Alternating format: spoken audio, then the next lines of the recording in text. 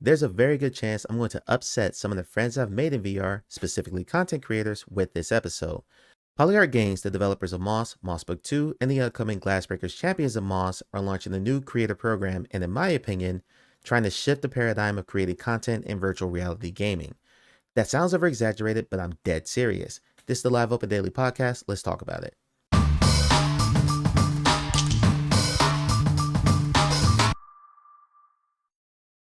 I'm your host, Live Open Mike. Live Open Daily comes to you 5 times a week. I did miss yesterday because I was ill. I'm still not feeling great today, but we're going to muscle through it. So like I said in the intro, Polyarc Games is making a new content creator program. They have listed all the requirements to join the program on their website. I'm going to read through all the requirements here because there's a couple of specific notes that some content creators have pushed back on, but I think they're kind of missing the point of what Polyarc is trying to build here. Reading straight from the website, our creators are hyper-engaged players who create incredible content for and alongside the community. They're diverse, creative, and passionate individuals who we aid in their journey towards building their communities. Going through the program perks versus community spotlights, you're making incredible content and we want to spotlight it. We promote creators directly in-game and across social media to boost their communities. Giveaway support, have a tournament or special event coming up. We want to help you reward your community with Polyarc content. Create a community Discord, an exclusive Discord just for creators. You can collaborate or chat with the development team. And collaboration opportunities. We're making a lot of content. Our creators receive priority to be part of cross promotions and collaborations. Onto the eligibility, because there are a lot of platform specific requirements here. To be eligible, content creators need to be focused on making content around Moss Book 2, or Glassbreakers. These are minimum requirements and meeting them does not guarantee admission into the program. Must be at least 14 years old. If you're under 18, you have to have a parent or guardian sign your NDA for you because minors cannot sign non-disclosure agreements. At least 25% of content needs to be a mix of these Polyarc games. I'm going to read that again because this is the one that most content creators push back on and it's repeated in multiple spots. At least 25% of content needs to be a mix of these Polyarc games. Content must adhere to our creator code of conduct, more on that below. You must maintain an active presence in the official Discord. If you are a streamer, again, at least 25% of your content is related to Moss Book 2, Glassbreakers, or a mix of these three titles. At least 25 CCV, that means concurrent viewers over the last 30 days. That immediately disqualifies me. My Twitch channel doesn't have 25 CCV. Consistent live streams over the past 30 days. Check, I'm good there. Produce high quality, engaging content. That is super subjective. If you're a YouTuber, again, I qualify here. At least 25% of content is related to Moss Book 2, Glassbreakers, or a mix of these three titles. At least 1,000 subscribers, I'm clear there. At least 2,000 average viewers over the last 5 videos, I do not qualify there. At least 25 concurrent viewers over the last 30 days if you stream on YouTube. I don't stream on YouTube, doesn't apply to me. Podcast, this also applies to me. At least 15% of the content is related to Moss Book 2, Glassbreakers, or a mix of these three titles. Again, I told you this is going to be repeated multiple times. A minimum of 2,000 subscribers or unique monthly listeners. Nope. Consistent uploads over the last 3 months. And an active social media presence on at least one platform. If you're a social influencer, so that's, you're talking like TikTok and Instagram, things like that, at least 15% of your content is related to Moss Book 2, Glassbreakers, or a mix of these three titles, at least 2,000 followers, an average engagement rate of 5% over the last 30 days. You cannot be attributed to a clan, guild, alliance, or branded as an official website. You cannot be dedicated to links or data mining content. If you're a cosplayer or fan artist, you need to have at least 250 followers on your primary art platform. They support artists on Instagram, ArtStation, DeviantArt, Twitter, or TikTok. We cannot accept creators who create NSFW content at this time. Polyarc is a family-friendly studio, and we strive to ensure that all of the content we support is safe for players of any age. Other people we allow, tournament organizers on a case-by-case basis. You have to run at least one tournament per month. Note, we're extremely excited to support you and your tournament dreams, so feel free to reach out to us to discuss support if you like to run the tournament and feel concerned that you may not qualify for this program. Of course, that one specifically relates to Glassbreakers. I don't see how you do a tournament in like Moss Book 2 because those are story-based games. Then there's the creator code of content. Most of this is pretty standard across the board. You must have accounts in good standing, no racism, homophobia, transphobia, ableism, sexism, bullying, or harassment of other players. No purchasing, selling, or boosting accounts. You cannot sell the codes that you receive. You think that sounds ridiculous, but there are people who will actually sell the game codes they get from developers to review their games. They'll just turn around and sell them for profit. It's a pretty scummy thing that happens. Another note, no intentional feeding or intent to lose, i.e. disconnecting away from keyboarding or idling. We expect good sportsmanship in all of our creators. Again, this one is specific to Glassbreakers. No leveraging your status in the creator program to attack, threaten, or abuse other players. All this stuff is pretty standard. No stream sniping, no stealing of other players' content, so on and so forth. So the requirement that really stood out to people is the percentage content, meaning you have to make at least 1 out of every 4 pieces of content you create has to be a part of the Polyarc Creator Program, so it's something on Moss, Mossbook 2, or Glassbreakers. You have to appreciate what Polyarc is going for here. And this is where I'm going to upset some people. It has been my opinion for a while, and I put myself in this same category. I'm going to talk more about myself and the mistakes that I've made here in a second. But I think content creation in VR is pretty stagnant. And when I say stagnant, I mean there's a really easy to follow cycle that pretty much goes for every single game. So before a game comes out, any developer worth their salt will reach out to a bunch of content creators and say, hey, would you like to cover our game? Here's a key, here's a press kit, here's all the information about the game. Check it out, we'd love to see you do a video on it. Hardware manufacturers work the same way, where they say, hey, we'd like to send you one of our units, you could play with it for a couple of weeks, and then please make a video, make it at least this long, so on and so forth. Some of them have requirements on how long the video is, some of them don't, but in general, this all works kind of the same way. And if you go scroll YouTube within about 7 days before a game releases to like the first 3 days after it, you're going to see largely the same exact video from a bunch of different creators, where it's either going to be like 25 to 30 minutes of gameplay impressions with no real information about the game itself, just hey, here's some gameplay footage, or a 5 to 10 minute review of the game, which is completely subjective to the person who's playing it and the types of games that they like to play. And then that's it, the coverage is over. Usually about a week or so after that game comes out, you never hear anything about that game again in terms of the content creation space, because everyone's moved on to the next hot thing. So what this does is this perpetuates dozens and dozens of channels mostly making the exact same content. Especially for like the impression stuff, because if you watch enough of these, you're going to see the exact same content across all of them, because all of them are playing like the first 2 or so hours of the game, and then they're chopping that up into like 25 or 30 minutes with some commentary here or there. And frankly, a lot of it isn't super critical. It's just, oh, this is cool, hey, I can pick this thing up. So if you were to search for a game on YouTube and you were to scroll the results, you're going to see almost the exact same thumbnail repeated over and over and over again. It's a screenshot of the game and then someone in the foreground in a virtual reality headset making like either an intent or a very solemn or a scared face. One of those three. Or if it's a game that has combat, you'll see 2 hands held up and there's either like 2 guns in one hand or whatever, and there'll be some hyperbolic line saying, this is intense, or something like that. It's the same stuff repeated over and over and over again. So it becomes this churn and burn mentality where nothing ever really sticks.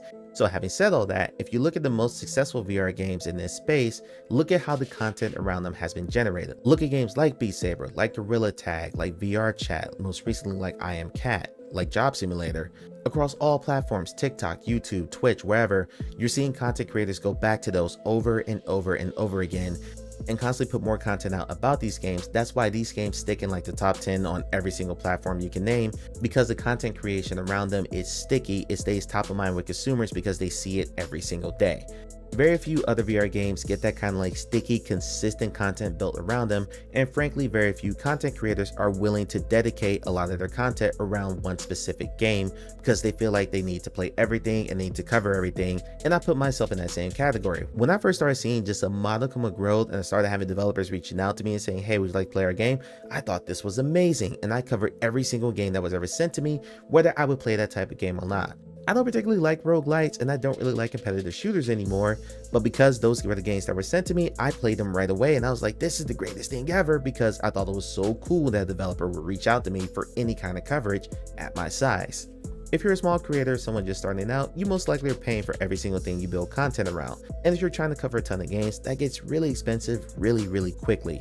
So the second you start getting free keys offered to you, you're going to sway more towards those because you're saving money by that and you're getting some kind of benefit out of it. You might even get free keys to give away to your burgeoning community. Again, this is all stuff that happens all the time for like every developer. And I'm speaking as a community manager as well, because I'm a community manager for a VR developer. I found myself falling into that same trap. I cannot count the number of developers who have busted their butts putting out new updates and new content and fixing things that went wrong with the game at launch, only to get absolute crickets because, frankly, their content window has already passed. And that doesn't mean that the game necessarily launched in a bad state, although there are examples of that. Maybe it was a game that started fairly small with a limited amount of content and is now expanded into having a ton of content available for it, but no one's paying attention because the interest is at its highest when the game first comes out, and that's where you're going to get the bulk of your content creation. So me as a creator, am I going to circle back to a game that came out 8 months ago because it got a recent update when there's a new hot game coming out this Thursday that there's going to be a lot more interest in, i.e. there's going to be a lot more people clicking on videos about that? Honestly, probably no. And again, I'm not blaming the creators for this. This is just how the churn and burn has happened. Which brings me back to Polyarc Games. They're trying to do something different. I'm going to relate this specifically to Glass Breakers. I'm not going to touch Moss and Moss Book 2. So the major pushback has been about the 25% or 15% requirement, depending on what your platform is. And people saying I'm not dedicating that much time to that because VR is too niche or this, that, and the other thing. But again, look at the massive games, the top games on any platform. That's exactly what happened. I think Polyarc is going for that. So if you're a creator looking at Glass Breakers and you're saying, how am I gonna get 1 of 4 videos out of this game? I'm just gonna run through some couple of examples here. There's 8 different characters in the game. So you can do a guide video for each character, breaking down their strengths and weaknesses, who they synergize well with, and general strategies to use them. You can do like beginner tips and tricks. There's all kind of like trick shots and combo stuff you can do. Just think about the millions of people who posted 360 no-scope videos in Call of Duty. Those things are a dime a dozen, but so many people are doing them and they keep coming back to that over and over again because, hey, look at this awesome thing I did. This is also a game that's gonna get consistent updates, rebalancing, things like that. They already did one of these in their beta period where they rebalanced some of the attack power or some like the movement speed, so on and so forth, and they put all those patch notes out. That's content right there. Now, after you put out the first dozen or so videos that I just described, then the onus is on Polyarc to continually update the game and put out new information for you to disseminate and put out to your audience. Now, speaking about myself and my content for a minute, one, I'm on the record on the YouTube video saying that I was not going to do a ton of reviews. I was not going to review every game that was sent to me. I was actually going to center my entire channel around 4 specific games: Contractor Showdown, Asgard's Wrath 2, this game Glass Breakers, and another one that I can't remember right now. You know what happened? I didn't do that. Why? Because in the 8 months between when PSVR 2 launched and when Quest 3 launched, I was really the only person doing dedicated Quest 3 content. Everyone else was doing the new hot thing on the market, which was PlayStation VR 2 and covering all those games: Resident Evil Village, Horizon Call of the Mountain, so on and so forth. And then the second Quest 3 launched, every single channel pivoted to that, and then I became a lot less special. But in that 8-month period between February and October, before everyone else shifted their channel to Quest 3, my channel was doing really well because I was the only one doing that stuff. So when it came time for me to put my money where my mouth is, straight up, I chickened out. Taking Asgard's Wrath 2, which is my favorite VR game ever made. My initial thought was I was going to play that entire game in the course of 2 weeks. I was going to play it separately, privately. I wasn't going to do any content on it, but I was going to record the entire game and then take that 80 or 90 hours of footage and then cut that up into like story analysis, combat guides, tips and tricks, guides on how to beat certain boss fights, so on and so forth. There was going to be a ton of Asgard's Wrath 2 content. But then what happened is about 2 weeks before Asgard's Wrath 2 came out, every single big channel got early access to the game, especially the ones who are in the Meta Creator Program, and they started putting out content right away. And again, and I'm not trying to insult any of these creators because they're just doing what they were given, but it was mostly the same content. It was the same basic information about the game. Most of them didn't show any footage past the first character in the game, who was Abraxas. That character takes about 10 to 20 hours to get through their entire story before you get to the second character in the game, who is Cyrene. Most content creators hadn't had time to get through the first character, so you saw mostly the same footage, which was the opening cinematic that explains the first game, and then some of the combat stuff, and that was really it. And when I saw all that, I got super discouraged and I willed to the way. Same thing happened with Contractor Showdown, and then they did early access beta where a bunch of people had access to the game right away. So you saw dozens of videos of Contractor Showdown. None of it was more than like, here's some gameplay footage, but because it had been covered so heavily, I backed off and said, you know what, not gonna do that. And thus again, the churn and burn continues to happen. Going back to Asgard's Wrath 2 for a second, every single month since that game came out, there's been a special event that the developers have put out there where you have to like go into the main game itself, not just in the roguelite mode, and hunt down specific creatures, and you're getting certain rewards out of it. They've done a fantastic job putting out updates for that game and continually adding content to it, but you wouldn't know that at all because there's been zero coverage on it. And again, I blame myself for this because I've done every single one of those events, haven't bothered to do content on it because I didn't think it was going to generate interest. So yeah, this is different, but Polyarc Games probably looked at the landscape of multiplayer games in VR, particularly ones that aren't shooters, and how many of those have had really large successful communities and are getting a lot of content creation and media generated about them. Think about Quantar, Inverse, The Hunt, Local Dojo Unleashed, Mannequin, even the biggest example being Echo VR. Nothing against those games, they're all perfectly fine games. Lord knows the developers have been putting out consistent updates and new content for every single one of them in the months and years since they released. Because if you're a creator, what's the incentive for you to circle back to a game that's months or years old that may have gotten a new update when there's something new and shiny that there's probably going to be a lot more interest in and you're going to get more clicks out of that? A program like this is designed to build a steady flow of content around it so the game doesn't fall into obscurity like most of those other games I just mentioned. Will this program get traction? I don't know. There are going to be people who look at those requirements like I did and say, you know what, I don't know if I can apply to this because I don't think I qualify. And of course, there are going to be exceptions made, and Polyarc's going to look at like your past content and whether or not you covered the Moss games before and things like that and make, judgment calls. But there are going to be a lot of people who look at, oh, I have to have at least 25 average viewers. I'm probably out. I don't really qualify for that. So I applaud what Polyarc is trying to do here, because what they don't want to do is pretty much what happens with every other game. It's just you get a couple of dozen videos, mostly the same thumbnail, and then that's it. And then you're releasing all your updates in obscurity where only people in your Discord know this stuff is coming out, because there's no larger content creator or general media coverage around that. By the way, I do want to shout out Upload VR, who've done a really excellent job putting out information about game updates, not just new games. But frankly, they're the only VR website that's actually doing that. If you look at like 6-star reviews, Mixed News, and Road to VR, not really doing that. They're covering the games as they first come out, and then that's it, because it's whatever gets the most clicks. I do think the requirements are a little bit stiffer than they probably should be, because just looking at the live stream numbers, for instance, 90% of live streamers never break 10 average viewers. A lot of them don't ever break 5 average viewers. That's across Twitch, YouTube, Kick, wherever. A lot of them are streaming to like single-digit viewers and have been for years. I've been live streaming on Twitch for 3 years now. My channel has been like 90% VR. I've sprinkled some flat games in there, but mostly it's been VR. I've covered Moss, Mossbook 2, and Glassbreakers on my channel, for instance.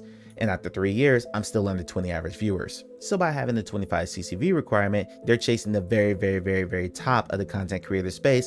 And a lot of them aren't going to want to do 25% of their content devoted to one game or one specific company. That's just real talk. Meanwhile, there are going to be a lot of smaller creators who would love these opportunities and are willing to dedicate their entire channel to it, but they don't have the reach, frankly, to make it worth the while for the developer to go for that. And I totally understand the catch-22 that developers and creators are in this spot, but frankly, I appreciate the ambition of what Polyarc is going for here. Heck, even this podcast, Live Open Daily, I planned on starting this 2 years ago.